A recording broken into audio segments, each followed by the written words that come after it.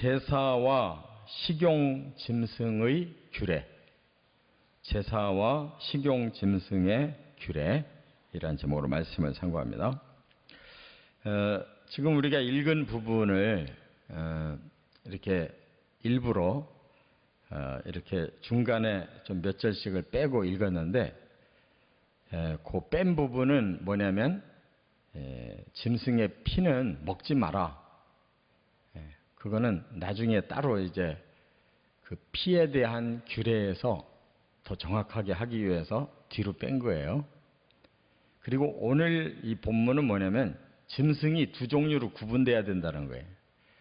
제사 드리는 짐승은 어떻게 다뤄야 되고, 또 우리가 먹는, 식용으로 먹는 짐승은 어떻게 다뤄야 되는가, 이거를 구분하라고 그랬어요.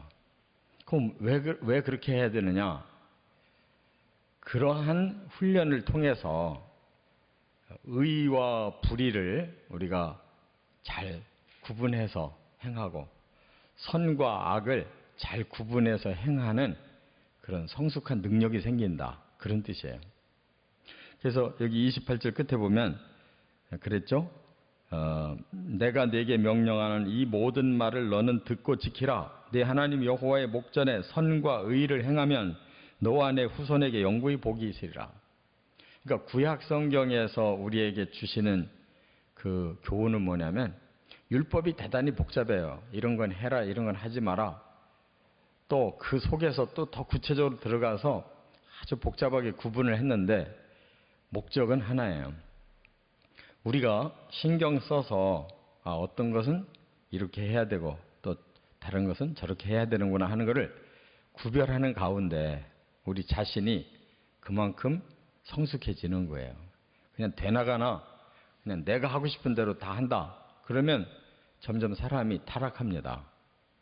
사람의 마음에는 선한 욕망도 있고 악한 욕망도 있고, 그렇기 때문에 선한 욕망대로 살 때는 괜찮은데 이게 악한 욕망이 일어났다, 그걸 마음대로 행해버리면 죄가 되잖아요.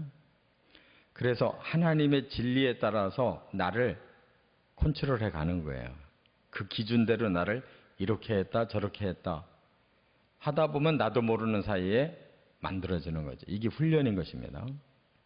그래서 오늘 본문은 이렇게 두 가지로 이제 규례를 나누어서, 똑같은 짐승이라도 제사를 드릴 때 짐승을 어떻게 우리가 하고 일반 식용으로 다룰 때는 어떻게 해야 되는가, 이걸 말씀했어요. 두 가지로 말씀 나눕니다. 첫째는 15절과 20절부터 22절까지는 식용 짐승의 규례를 말씀했어요. 식용 짐승. 이 뭐예요? 사람은 곡식도 먹지만 고기도 먹잖아요. 이거를 하나님이 음식으로 허락해 주셨어요. 본래는 식물만 먹게 했어요. 그런데 홍수 심판 이후에 사람들에게 짐승도 식용으로 쓰도록 이렇게 허락을 하셨어요. 그래서 우리 사람은 이제 식물과 고기를 이렇게 함께 먹는 것이 정상적인 식생활인데, 짐승에 대해서 식용 짐승을 우리는 조금 그 제사 드릴 때 짐승하고 구별을 해야 되는데, 어떻게 해야 되느냐? 식용 짐승인 경우에는 자기가 사는 곳에서 잡아도 무방하다 하는 거예요. 왜 이 말이 나왔냐면, 제사 드릴 때 짐승은 그 제사 드리는 곳까지 가져가야 돼요. 말하자면 예루살렘 성전에서 제사를 드려야 된다 그러면 그 짐승은 딴 데서 못 잡아요.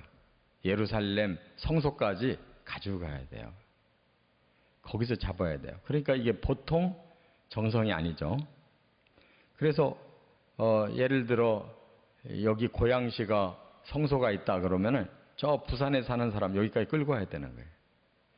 그래서 시대가 흐르면서 점점 사람들이 이제 약아져 가지고 돈만 가지고 들고 와서 이 성소 부근에 짐승 파는 말하자면 가게가 있으니까 거기 가서 짐승 사서 성소의 레위인들에게 줘서 이렇게 하도록. 그러다 보니까 나중에는 이 성전에서 쓰는 화폐와 일반 시장에서 쓰는 화폐가 달랐어요. 그러니까 또 성소에 그 짐승을 살려면 일반 화폐를 가지고 성소 화폐로 바꿔서 그래서 또 짐승을 사고 예수님 시대에 바로 성전 뜰에서 막 돈 바꿔주는 환전상이 생기고 짐승을 파는 이런 상인이 생기고 해가지고 성과 속이 구별이 안 된 거예요. 처음엔 좋은 의미로 편리하게 했지만 나중에는 장사치들이 달라붙어가지고 이게 성소가 성전이 마치 그냥 돈 벌고 거래하는 장소처럼 돼버리니까 예수님이 채찍을 들고 내 아버지의 집은 기도하는 집이지 이렇게 물건 사고 파는 것이 아니다 하고 막 정화를 했던 것이. 그런데 우리는 식용에 대해서는 그런 것을 하지 않는다는 거예요. 자기가 사는 곳에서 언제든지 마음껏 잡아서 먹어라 이렇게 말씀을 했어요. 그런데 그 짐승도 이제 성전에 갔다가 바치는 짐승은 따로 정해져 있어요. 소, 양, 염소. 그리고 이제 돈이 없는 자들이 하나님 앞에 그런 짐승의 제사를 드려야 될 때는 비둘기 이런 것을 이제 그 성전 제사용으로만 사용했고 나머지는 다 이제 사람이 먹는데 그 사용을 합니다. 그런데 짐승도 하나님이 구별을 해 놓으셨어요. 정한 짐승이 있고 부정한 짐승이 있다. 그래서 정한 짐승 같은 경우에는 이제 소나 양같이 이렇게 굽이 있으면서 또 되새김질을 하는 이런 짐승들, 이런 짐승은 또 먹으라고 했지만 굽이 있는데도 또 그걸 안 하는 짐승은 또 먹지 못하도록 예를 들어 돼지라든지 이런 거는 부정한 짐승으로 구별을 하셨어요. 그렇기 때문에 음식을 먹을 때는 부정한 음식만큼은 먹지 못하게 했어요. 그래서 지금까지도 이스라엘 사람들은 돼지고기를 안 먹어요. 이슬람 사람들도 이 구약을 본땄기 때문에 그런 돼지고기를 금기해요. 그리고 그 식용 짐승을 쓸 때에도 그 같은 어미의 젖과 그 새끼를 같이 삶는 법이 없어요. 그것을 금지했어요. 이런 식으로 그런 규정에만 저촉되지 않으면 자유롭게 먹으라고 그랬어요. 그러니까 예를 들어서 노루나 사슴 같은 경우는 정한 짐승이긴 하지만 제사용 짐승은 아니에요. 그러니까 식용으로 쓸 때에는 노루나 사슴도 얼마든지 먹는다 그 말이에요. 이렇게 사람이 구분을 할 줄 알아서 정한 짐승이냐 부정한 짐승이냐 또 정한 짐승 중에서도 이건 제사용 짐승이냐 아니면 그냥 자기 집에서 먹을 수 있는 식용 짐승이냐 그리고 구별을 해서 먹음으로써 그것이 훈련이 되고 성숙한 삶이 되도록 하나님 법을 만들어 주셨다는 걸 우리가 깨달아야 돼요. 두 번째로 이제 제사 짐승의 규례를 말씀했는데 여기 17절부터 19절 그 다음에 띄워서 26절부터 28절에 말씀한 내용이 뭐냐.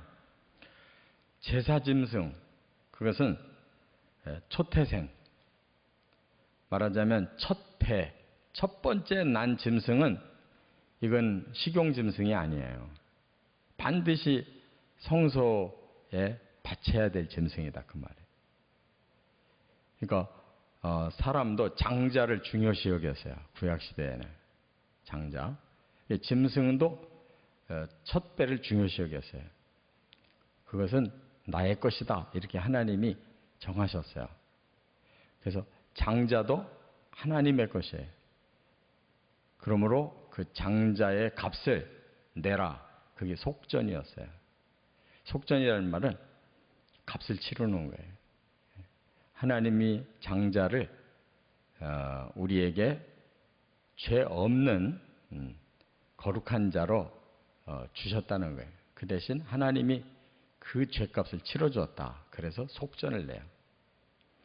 이런 것도 다 영적인 훈련을 하는 방법이죠. 뭐 첫째 아들이나 둘째 아들이나 뭐 달라요. 우리 입장에서는 똑같지만 하나님 그 구별하셔서 첫째 아들은 하나님 앞에 속전을 드림으로 하나님 앞에 구별을 시키는 이런 훈련을 시켰어요. 짐승까지도 바로 첫 번째 난 짐승은 식용으로 못 먹는다. 하나님 앞에 바쳐야 된다. 그게 다 훈련이죠.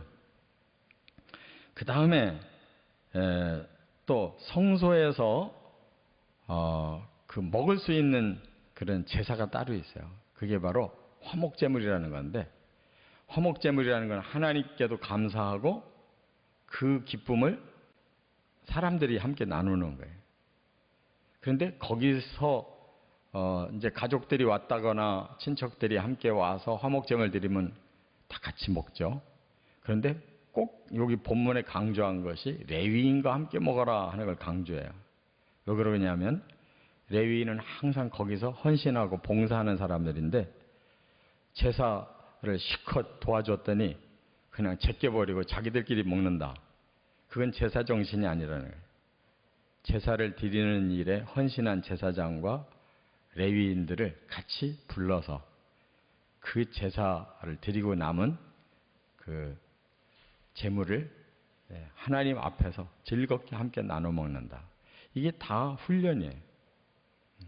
그러니까 하나님을 위해 헌신한 자들을 바로 백성들이 또 먹는 것으로 이렇게 같이 협력을 해서 영적으로 육적으로 서로 상부상조해라. 그런 뜻이죠. 또 그 짐승 가운데서도 이제 고기는 나눠 먹어요. 그러나 피는 절대 나눠 먹으면 안 된다. 피는 반드시 제단에 바쳐지는 그 짐승의 피는 반드시 제단에 부어서 거기서 다 쏟아야 돼요. 그 왜 그래요?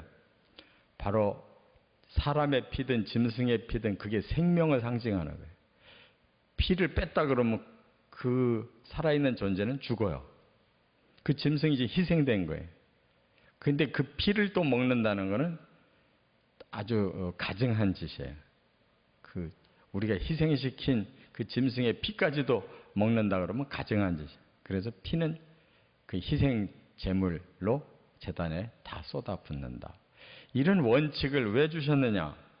우리로 하여금 성과 속을 구별하는 거죠. 어떤 것이 하나님 앞에 거룩한 일인가, 어떤 것이 세상에서만 해야 할 일인가를 구별해서 우리로 하여금 더 경건하게 살도록 훈련하고 또 더불어 함께 살도록 훈련하고 이렇게 하나님이 주신 원칙을 지키면 이것이 바로 선과 의를 행하는 것이고 이것이 바로 하나님이 영구히 복을 주시는 통로다. 이렇게 말씀했어요. 우리가 구약의 율법을 배우는 이유가 여기 있습니다. 구원받기 위해 율법 배우는 게 아니에요. 우리 신앙생활을 더 성숙시켜가는 이 훈련에 잘 감당해 내시고 더 거룩한 삶으로 승리하시기를 주의 이름으로 축원합니다.